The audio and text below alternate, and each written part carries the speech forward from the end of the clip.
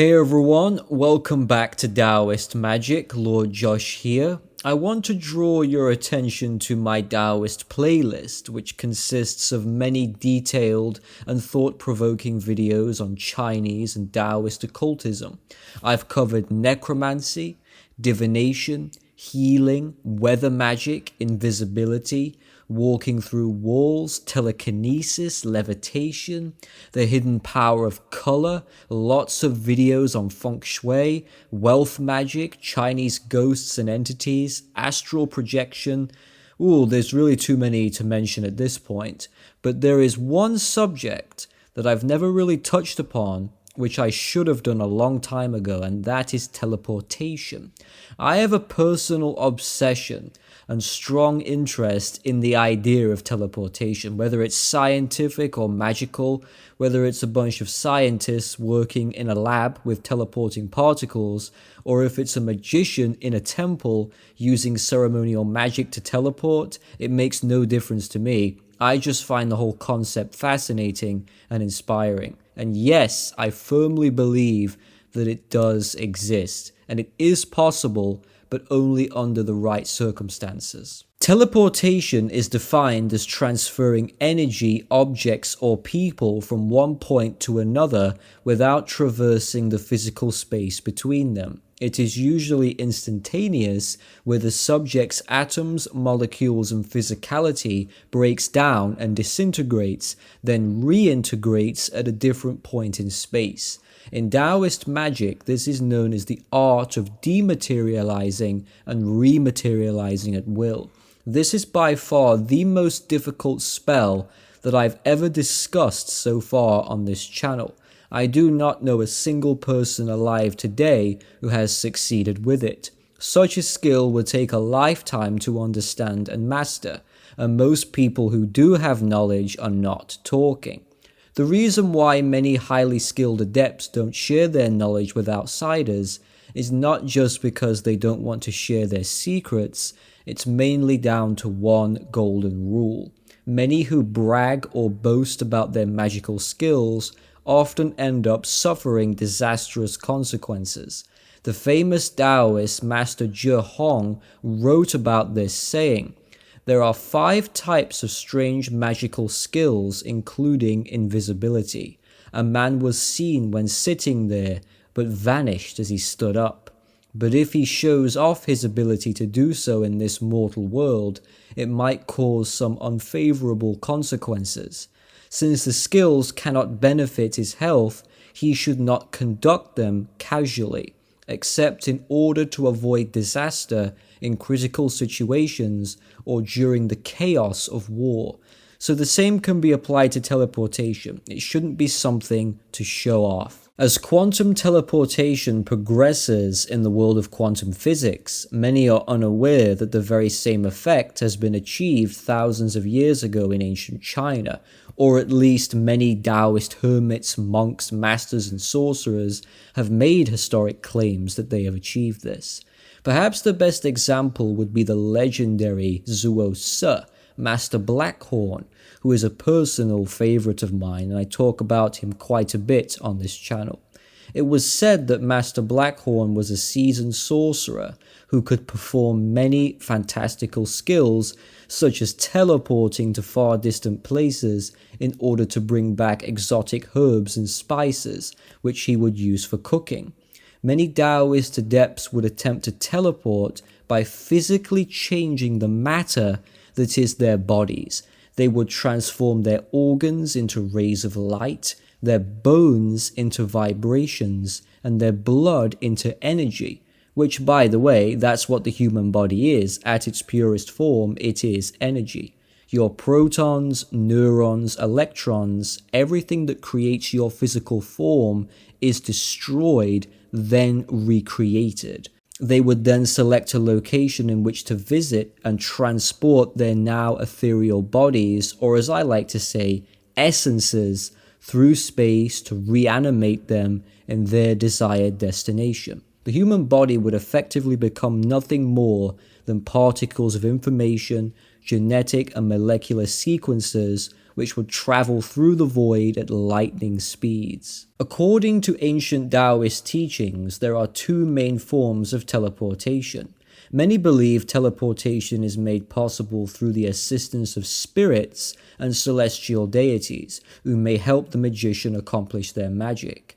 This is known as assistance-based teleportation, and it's considered to be a weaker or lesser way of achieving success with the spell. But personally, I do prefer to use spirits. Spirits such as thunder gods are often petitioned when practicing teleportation. A great example would be the Duke or Lord of Thunder, Lei Gong. So about 4 or 5 years ago, I did an experiment with this deity. I performed an evocation. Lei Gong manifested himself in the sky as dark, stormy rain clouds. That's typically how most weather gods show themselves. You tend to see faces, eyes, horns, weapons, sometimes words and letters if you're lucky. And when I do intense workings with spirits, I'll often get words and thoughts coming through, and I write them down based on the 5 senses. So here's what I got from Lei Gong after I asked him about teleportation. This is exactly the words I got. The opposite waters hold the key. The space in between space. Fan the waters to open the way.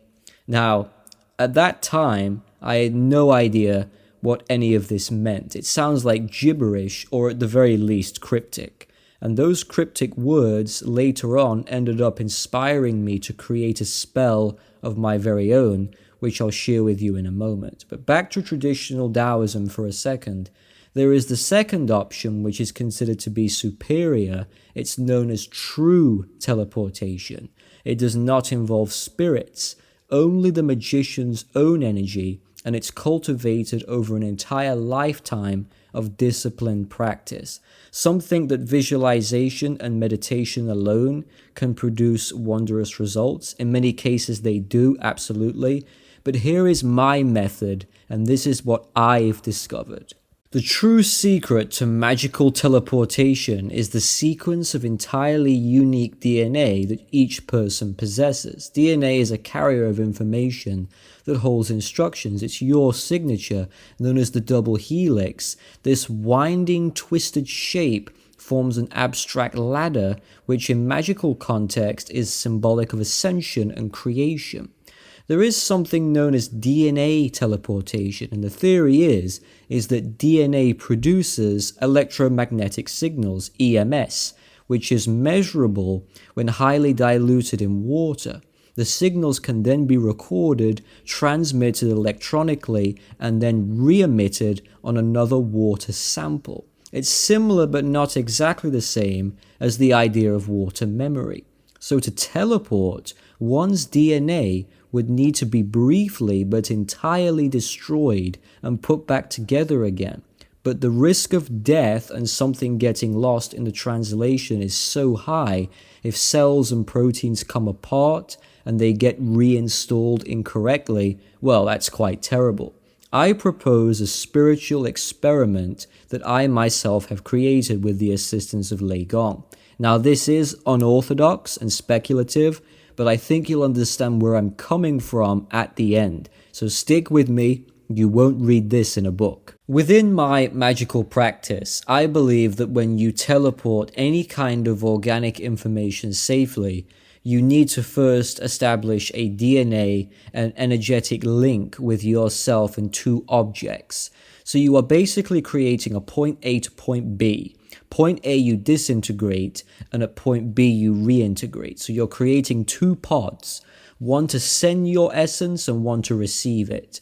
I like to use these coiled antennas because in many ways they remind me of the structure of DNA.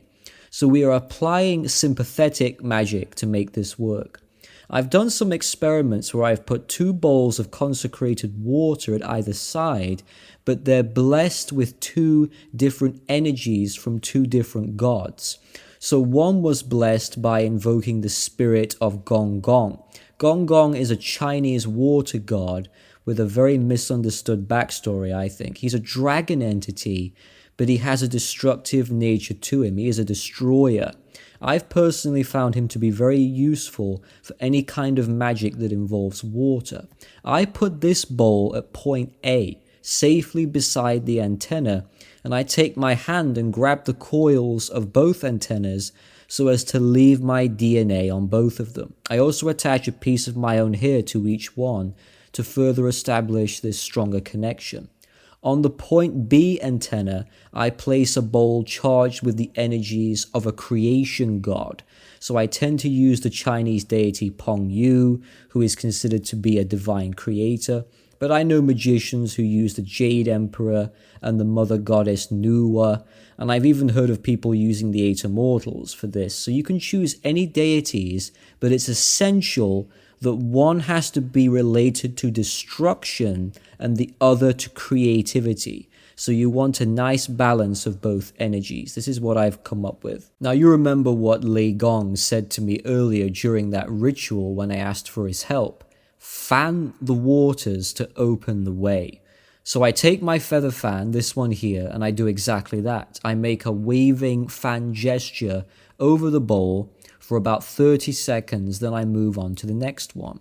I've found that water is great for any kind of teleportation magic. Water is of course one of the 5 Chinese elements of Wu Xing.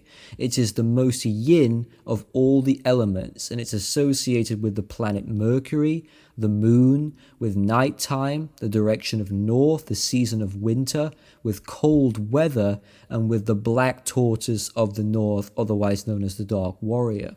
So water is very yin. And what is yin above all else? Receptive. It receives frequencies, vibrations, and energies very well. We need this because we need to send ourselves through the void, so to speak. So we need a good finish line that's genetically connected to us. I like to color code the 2 bowls of water. So for point A, I always make sure the bowl is white to represent yang energy, and the point B bowl is black, or at least dark, to represent yin. Yang emits, yin receives. You can even take this approach a step further and gather 2 different sources of water from 2 different rivers or lakes.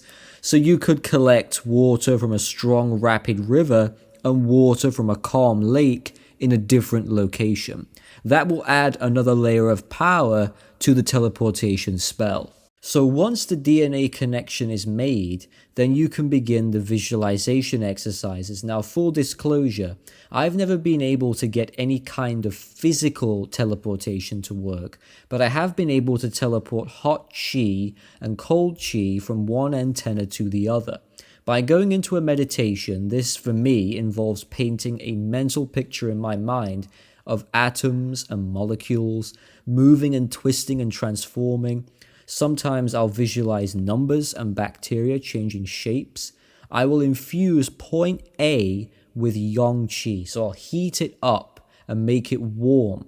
Then I'll focus on sending that yang qi to the receiving point B antenna, which should then feel warm to the touch, whilst point A goes cold once again. So I'm not just heating up point B, I'm not just heating it up using elemental magic. A is the one getting the attention, but B receives A's energy. That's the point. So teleporting temperatures is something that I can do at this stage. This is very experimental fringe Taoist magic. Indeed, that's what I excel at. I get comments on a fairly frequent basis from viewers saying things like, "You're too scientific. I don't want to know science, I want to learn magic." This mindset is unhelpful to say the least, and it's going to severely hold you back. I regard magic and science to be one of the same. One of my favorite quotes on this subject: "Any sufficiently advanced technology is indistinguishable from magic," which is so true. To understand the building blocks that create reality, you need to have some respect for science, because we can use that scientific knowledge as a launching pad for our magical ascent. I do not see any valid reason why a ritual magician cannot be a scientist, because these 2 paths overlap constantly, and if you're open to both sides with a balanced mind, you can benefit greatly from both. So many times I've thought to myself, Is this my magical temple or my laboratory? The answer is, for me, it's both.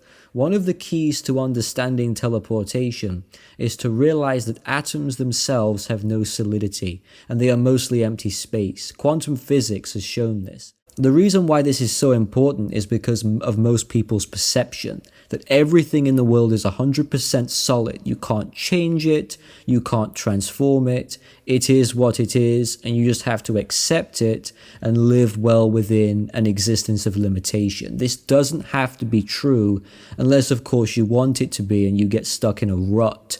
A lot of people don't like responsibility. They prefer to blame others or blame situations and make themselves victims. For example, it's the government's fault that I'm poor.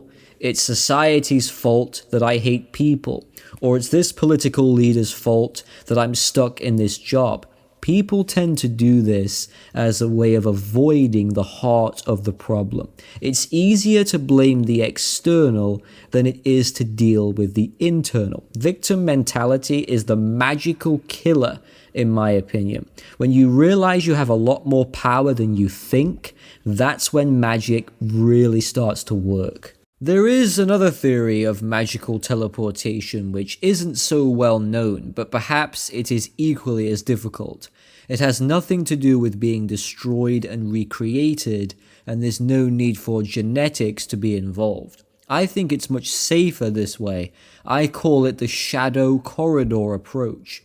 So for this, you don't have to worry about breakdowns of atoms. Instead, the magician will work to either discover portals that exist naturally throughout the world or create these portals by performing spells. They are basically wormholes that allow passage through space-time into shadow corridors that act as shortcuts and tunnels of energy, but you remain completely solid all the way through.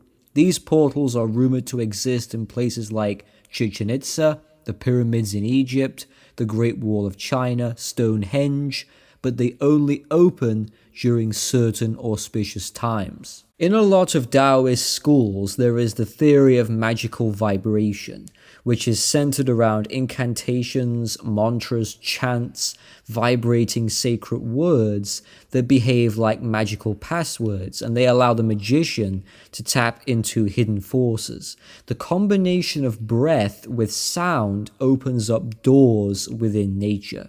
There's also a belief that originates from ancient Taoism, where many masters regarded the human body as a reed or an empty stalk that could contain resonances.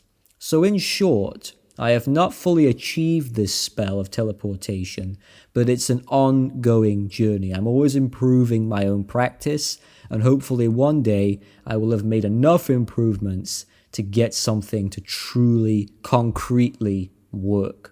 So thank you for watching this. Hope you've enjoyed it. Take care, and I'll see you soon.